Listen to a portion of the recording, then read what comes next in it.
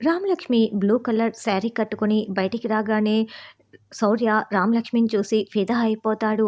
రామా అని పిలుస్తూ ఉంటే, సారీ సార్ నా శారీ ఎలా ఉంది అని రామలక్ష్మి సంతోషంగా అడుగుతూ ఉంటుంది.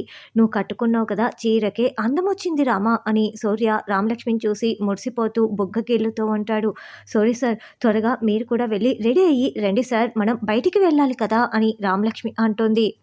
అలాగే రామ ఇప్పుడే ఇలా వెళ్ళి అలా రెడీ అయి వస్తాను అని శౌర్య వెళ్తాడు. అలా శౌర్య వెళ్ళగానే దూరం నుంచి ఇదంతా గమనించుకుంటున్న అస్మిత క్లాప్స్ కొడుతూ రామలక్ష్మి దగ్గరికి వస్తుంది. అబ్బా ఏం నటిస్తున్నావు రామా అని అస్మిత అనడంతో, నువ్వు ఏం మాట్లాడుతున్నావు, దేని గురించి మాట్లాడుతున్నావు నాకేమీ అర్థం కావటం లేదు అని రామలక్ష్మి అంటుంది. నువ్వు ఎన్ని రోజుల నుంచి దాస్తూ వస్తున్నావు కదా, అదే నీ 5 కోట్ల రహస్యం. ఆ 5 కోట్లు ఎక్కడి నుంచి తెచ్చావో ఎవరికీ చెప్పకుండా భలే దాచిపెట్టి మేనేజ్ చేస్తున్నావు రామా. ఆ 5 కోట్లు నీకు ఎక్కడి నుంచి వచ్చాయో ఆ రహస్యం కాస్త నాకు తెలిసిపోయింది కదా, ఇక నేను ఊరుకుంటానా, ఇప్పుడే ఆ విషయం అందరికీ చెప్పేస్తాను అని అస్మిత వార్నింగ్ ఇస్తూ ఉంటుంది.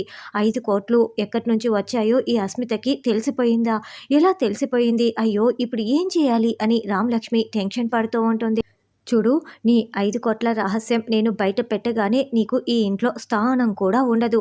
సోరీ నిన్ను మెడపట్టి జుట్టు పట్టి బయటికి గెంటేస్తాడు. ఇదే నాకు కూడా కావాలి అని అస్మిత అనుకుంటూ ఉంటుంది.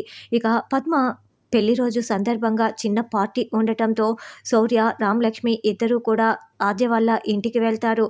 అక్కడ డ్యాన్సులు చేస్తూ పార్టీని చాలా ఎంజాయ్ చేస్తూ ఉంటే అస్మిత ఏమో అందరి ముందు ఆ గుట్టు బయట పెట్టడానికి బయలుదేరి వస్తూ ఉంటుంది. ఇప్పుడు అస్మిత వచ్చి నిజం చెప్పేస్తే ఏంటి నా పరిస్థితి అని రామలక్ష్మి టెన్షన్ పడుతూ ఉంటుంది. ఆ పార్టీలో శౌర్య రామలక్ష్మి ఆద్య శ్రీనులు జంటలుగా డ్యాన్సులు అదరగొడుతూ ఉంటారు. మరి అస్మిత వచ్చి నిజం చెప్పగానే శౌర్య ఏం చేస్తాడు అన్నది రానున్న ఎపిసోడ్లో తెలుసుకుందాం.